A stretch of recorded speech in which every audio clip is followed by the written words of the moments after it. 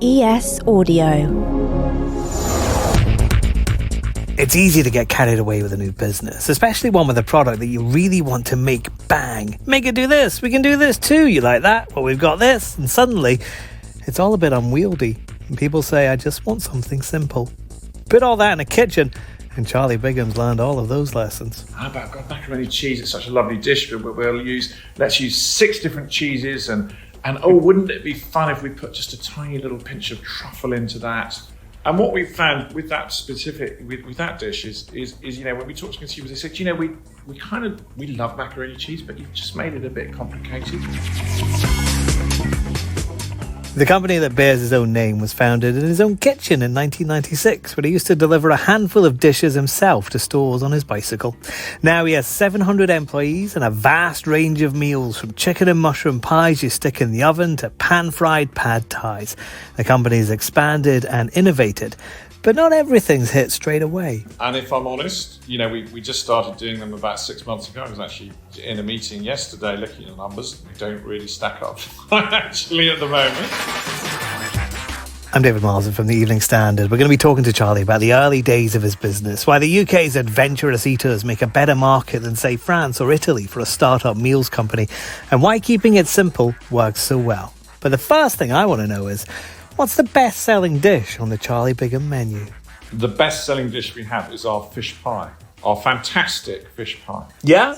Has it always been the fish pie? No, it hasn't always been. It probably has been for the last 10 years. Mm-hmm. And I think it's going to be quite hard to knock it off its perch. Why is that? Because it's very, very good. And people like to eat fish pies, but they don't really like to cook fish pies, because it's quite a fiddly thing to do, to cook a fish pie yourself at home. And it's quite hard to find, you know, it's not the easiest thing to find really high quality fresh fish. So yeah, it's a very popular dish. In fact, our most popular dish. I'm interested that it's been popular for around about 10 years, because I'm guessing in a trade like yours, though, tastes must change. Yeah, I think it's interesting, actually. I think tastes actually change a little bit less than we think. So I'm lucky enough, I spend quite a lot of my time in London, and I think London is you know, one of the most incredible cities in the world. You know, it's definitely in the top 3 in the world. But it has this extraordinary, you know, food culture and restaurant culture, which is, you know, which is actually relatively new. I mean, I can remember when that wasn't there. But it's really built over the last 25 years. And so there's kind of constant, if you live in or near London, there's this constant experimentation of new cuisines and new restaurants opening the whole time. But our food we sell all over the UK. And actually, you know, our tastes as a nation have changed relatively little. I mean, our other really high-selling dishes, you know, lasagna. And lasagna would have been a top-selling dish. You know, if you looked at what the nation was eating 25 years ago, lasagna would have been right up there. Chicken tikka would have probably been right up there 15 years ago, and that's another big selling dish for us. Our tastes change more slowly than we think, but I do think we're very fortunate in the UK. We don't have the, you know, I mean, I love the food of Italy or France with those, you know, with their sort of hugely long culinary traditions, which go back hundreds of years. But it does mean, the flip side of that, if you're in Italy or France, is that they are very conservative with their food. Very conservative. How do you mean? Well, I mean, so in Italy, it's quite hard to go out in Italy not to a restaurant serving Italian food. Of course, yeah. And I kind of get why, because they've got the most wonderful food and traditions, ingredients. But, you know, I mean, I love it that I can be in London and I can go to a Sri Lankan restaurant one day and a Thai one the next, and a Middle East, you know, a Persian restaurant the next day, in Turkish. You've just got everything in London, and we are open to experimentation. Is that good for a company like yours then, working in the UK, because people in Britain are willing to try out all these different experiences? Could Charlie Bigham work, or could it have been founded in France or Italy? I think it would be much harder. I mean, if I think of Italy, you know, I mean, yeah, you speak to any Italian and they will say, oh yes, well, one of the dishes I cook is a carbonara, and the carbonara this is how you cook carbonara because this is how my nonna taught me how to do it. And that's how, and she passed that down to my mum and my mum's passed it down to me. And so you're a little bit restricted by those traditions. I mean, they're wonderful traditions. Whereas I think we have a little bit more license to experiment, which is great. Charlie, who taught you how to cook a fish pie? Because I know when you have many chefs these days. I'm sure you're not in the kitchen making a fish pie. But who taught you how to cook? Well, I'm a cook, not a chef, and I guess that sits at the heart of our business and our food philosophy. We're not trying to be chefy and fancy and do reductions and foams and all those lovely, incredible things you get in restaurants, which are sort of theatre and lots of fiddling around. We try to cook food as you would at home. Really careful with the ingredients we choose. No ultra processed nonsense. Just stuff you'd find in your cupboard at home. Super fresh. Very careful with our suppliers where it comes from, and then we cook it as you would at home. And I'm a self-taught cook. I've never worked in a restaurant. No one's ever I've never had a cooking lesson in my life. But I love cooking. And so, yes, I've made lots of mistakes, and that's part of cooking. That's fine. And obviously, it's been a complete joy for me working here in this business for more than 25 years, because I learn something new about food every day. Yeah. On the ingredients, I was reading that initially, when you first started out, some of the dishes were quite complicated and there were quite a lot of ingredients. And then you pulled that back. Why did you do that? Well, I think it's if I'm a food enthusiast and you kind of say, oh, well, look, should we do a macaroni? If we're going to do a macaroni cheese, say, how about macaroni cheese? It's such a lovely dish, but let's use 6 different cheeses and wouldn't it be fun if we put just a tiny little pinch of truffle into that? It would be, actually. It would be. And then you do that and you end up with this quite complicated dish. And then you go and we talk to our customers a lot, our consumers. And what we've found with that with that dish is when we talk to consumers, they said, we love macaroni cheese, but you've just made it a bit complicated because, my partner loves truffle, but I don't. And so then we talk to them a bit more and they say, well, what do you really want from macaroni cheese? We just want it to be really lovely and cheesy and comforting and a little bit of crunch on the top. So then we sort of pare it back and just say, if it's macaroni cheese, let's let the cheese do the talking. It sounds so obvious, though, doesn't it? But I guess, with founders across all kinds of industries, you often see that with startups, that they throw everything at it, bells and whistles and USPs, and we're going to do this and we're going to do that. And then kind of go, do you know what? We never needed to do any of that, did we? Well, I think what we try and, if you like, I guess every business have to have a point of difference. And it's quite easy when you're in food, as you say, well, our point of difference is going to be the recipe, the magic ingredient we put in. We've actually sort of settled on our point of difference, just doing it really, really well. Yeah. Let's just concentrate on making it really, really well. Every ingredient that goes into our food, let's make sure every ingredient is perfect. And that means, and this is a great pleasure for me, it means me spending lots of time with our suppliers. So, we don't just use any old cheese. We don't just say, oh, well, let's buy some cheddar. We say, well, who makes the best cheddar in the UK? We happen to be, one of our kitchens our main kitchen is down in Somerset. So we're right in the heart of cheese country, right in the heart of cheddar country. And, we work with a lovely family business, which is only about 5 miles from where I'm sitting now, called Barbers, who I think make, some of the finest cheddar cheese known to man. It's like, well, why not use that? Do you know what? That must be a day that you look forward to when you're going out to the suppliers and you're going to have a little taste of something. Maybe something new. You might not have this, but do you have a memory of something where you've tasted something that you hadn't done before and thought, wow, that is incredible? Oh, the whole time I'm tasting things. Weekly I taste something. God, that's just fantastic.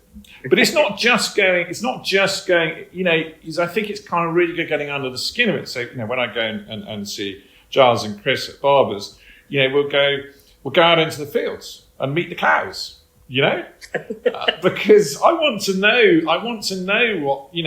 what are the cows eating, and what's the what variety of cow have they got, and why have they got these, why do their cows look like this, and they're a special, because that's what they've been doing for years, for generations, is they've been saying, we've got to make the best cheese, you need to have fantastic grass, and if you cross this species with cow and that species of cow, they're going to produce the very best milk, and It's just fascinating. There's been a learning thing for you then, Charlie. Is that what keeps you going, learning about different things and discovering new things, rather than sitting in front of spreadsheets and checking the money coming in? Yeah, no, I do. I mean, I don't know. I think we all love learning. I think that's just us as a species. We like learning stuff. I actually quite like the numbers bit as well. I'm fine with numbers. And kind of, I think if you run a business, it really helps if you feel comfortable around numbers, and so I'm comfortable with numbers. But yeah, it wouldn't sustain my interest over this long period of time if it was, numbers alone. If I was selling widgets. No, but you've had some pretty comfortable looking numbers over the last recent years. Did it start like that? Did it immediately explode? Did you go, wow, this is going to do well? No. We're a sort of, if we're successful at all, it's a sort of, an overnight 25-year success story. So no, we started, on my kitchen table at home, and we've just grown every year a bit. Probably over time, I was going to say we've kept focused on what we do. I actually think what we've actually done is we've become more focused on what we do over time, because it's really hard. We work in this super competitive environment. It's one of the most competitive food markets in the world, in the UK, fresh food. And I think everything is very competitive these days, and it's really hard to be good at just a few things. If you try to be good at several hundred things, that gets really hard. And I've tried that. It's really hard, and you just make a mighty mess of it. So it's good to sort of focus in and say, what are we going to try and be good at? Anyone fancy some food? I'm going to rustle something up. Maybe a fish pie? While we wait, here's some ads. And why not take this moment to hit your follow button so you never miss an episode of How to Be a CEO. It's out every second Monday, first thing in the morning. But if you're following, new episodes will be waiting for you whenever suits you best. Hit the button.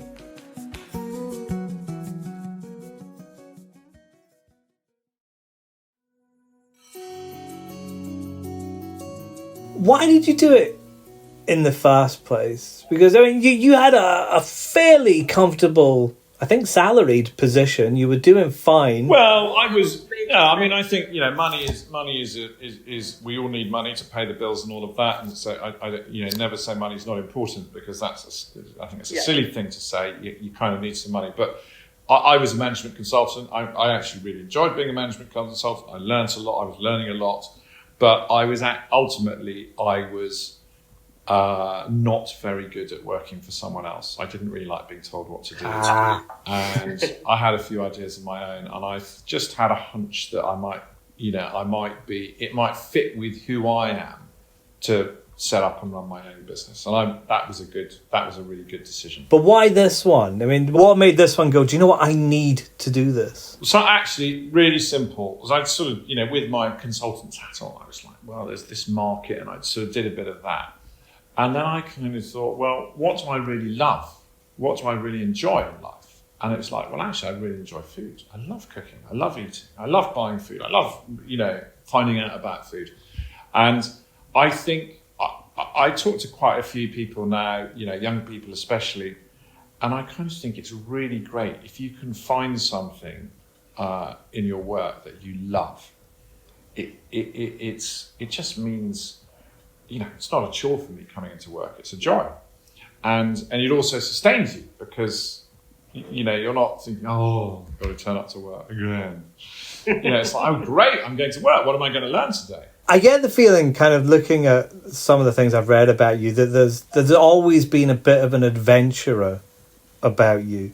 You were off doing all kinds of travels around the world, checking out different things. Was starting a business part of that kind of adventure spirit for you? I think I have quite a lot of curiosity, and I think curiosity you can sort of divert that into travel or food, into lots of things. But I think I'm a naturally curious person. I enjoy being curious, and I think one of the nice things as the business has grown, you get. I mean, I love food, and that's at the heart of what we do. But I'm also curious about robotics, machine learning, and these are things we're having to find out about now. I'm very curious about climate change, about sustainability, about, and actually one of the, when I say I learn something new every week, I learn a lot about food, but also I learn about, a whole breadth of stuff.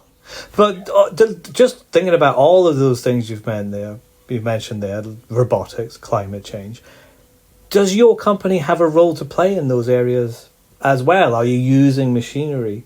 Are you thinking about climate change when you're creating new products? Of course we have a role. We're not a huge business. We're a sort of medium-sized business now. We employ about 700 people. But when it comes to robotics and stuff, there are some things that are sacrosanct to us. When it comes to making food, we believe we make the best food by making the food by hand. But there comes a point, when we've got some of our lovely fish pies, and those fish pies have to be put in a cardboard box, and that cardboard box has to be put on a pallet, and that pallet has to go into a warehouse, and that warehouse has to go onto a lorry. And actually, that doesn't need to be done by a person. A robot, a machine will do that better than a person. So, and they're not great jobs to be done by people. That's not a very rewarding job to be just standing there putting fish pies into a box. So what we're really interested in doing is creating really high value jobs which people enjoy doing. And so I'd like to divert people over time from picking up things and putting them in boxes to saying, actually, let's let machines take care of that. Yeah. And then you can actually come and work at the bit that really, really needs you, which is the food bit. So are you saying that you can make that process but without losing jobs at the same time? Oh yeah, no, we won't lose jobs because we're a growing business. So it's just about sort of moving people into high quality jobs. And actually, and the jobs, that and it's not like all the jobs go, because what you then need, if you get into robotics and AI and all of that, you need some really skilled engineers. And it's quite cool if you have a really clever robot, and the robot is only clever because you've got some clever people programming it to tell it to do the right things, writing the algorithms and all of that. So I find all that fascinating. And that's society moving forwards. And we're all part of that. And, it's unpredictable. We can't, just look what's happened in the last year with, ChatGPT. I mean, what's that going to do to all of our lives and our businesses? I mean, it's really quite hard to know, isn't it? But we've got to engage with it. But this must have been, you talked about unpredictability there, right? This must have been unimaginable when you were originally starting out there, making dishes in your kitchen, getting on your bike, I believe, and cycling yourself to take those out. Now you're thinking about robotics, about AI, about hiring skilled engineers for this company that began with a kitchen knife on a kitchen table. That's an extraordinary journey if you take a second to think about it. It is, but actually, I suppose partly because I come from this consultancy background, I was pretty fine with doing a bit of, basic IT, I guess. And I was really surprised when I started is that wasn't used at all in the food industry. It was all done with, pieces of paper and pencils. So, to manage the complexity, I mean, our operation is incredibly simple, really. We buy a bunch of fresh ingredients, we cook them, we put them in a container, we send them out. But there are some complexities because we have, 150 fresh ingredients delivered every morning with and they're sort of deteriorating from the second, or in fact, even before they arrive with us. So you have to use them quickly. And so there's actually, some basic IT can really help you manage that complexity and make you better because it means stuff arrives fresher and you're not carrying stock overnight and all that sort of stuff.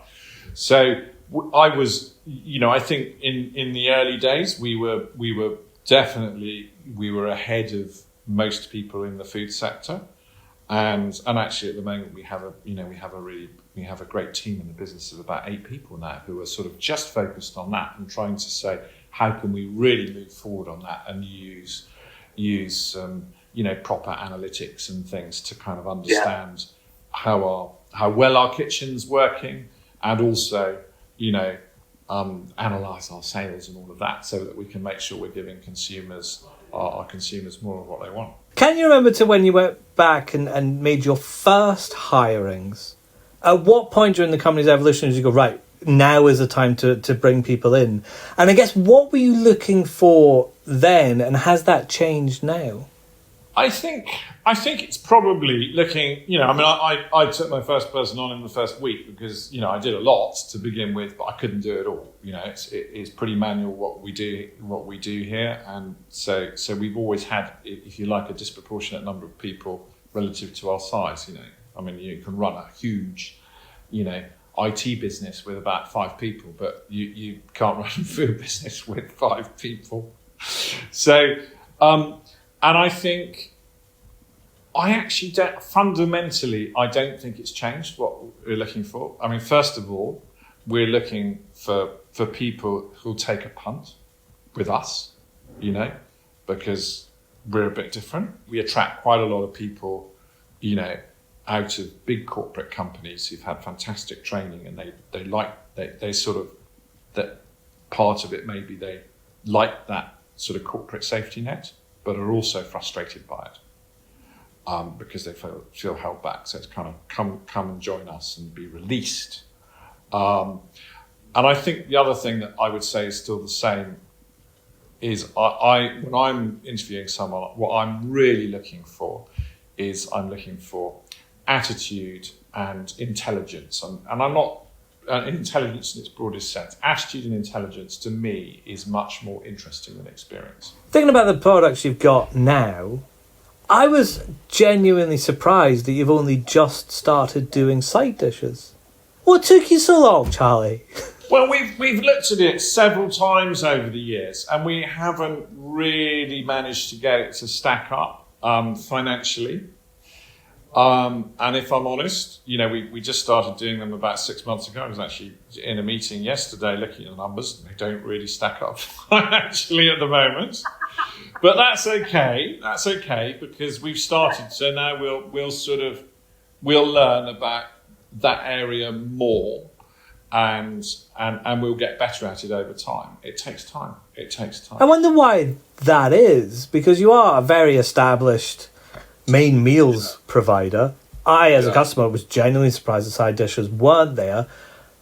How, I guess, do you get people to think about picking up the sides as well? These are presumably live questions for you right now. Yes, and I think one of the reasons we did the side dishes actually is because I think there are quite a lot of people out there who enjoy going into a shop and, if you like, buying a whole meal, saying, well, I'll have the main, I'll have the side, I'll have the pudding, and we make main dishes and we make puddings. And so we were missing a bit. So we thought, well, and actually we sort of make a few side dishes anyway. We already made a dauphinoise potato, for example, which was sold with a boeuf bourguignon. So it's like, okay, we make a really delicious, potato dauphinoise. Let's now just try selling it on its own rather than you have to buy the boeuf bourguignon with it.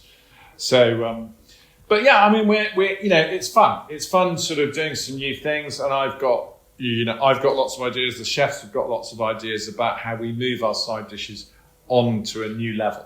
I think we've started reasonably conservatively, but I think we should be able to do some great things with those over the years. And what's been good for us, actually, the demand for them, you could have probably told me this, several years ago, but the demand for them has been higher than we thought. So that gives us encouragement to spend more time and effort doing a few more of them and doing them better. That was Charlie Bigham. For more interviews, news and analysis, go to standard.co.uk/business or pick up the Evening Standard newspaper. How to Be a CEO will be back in 2 weeks. We'll see you then.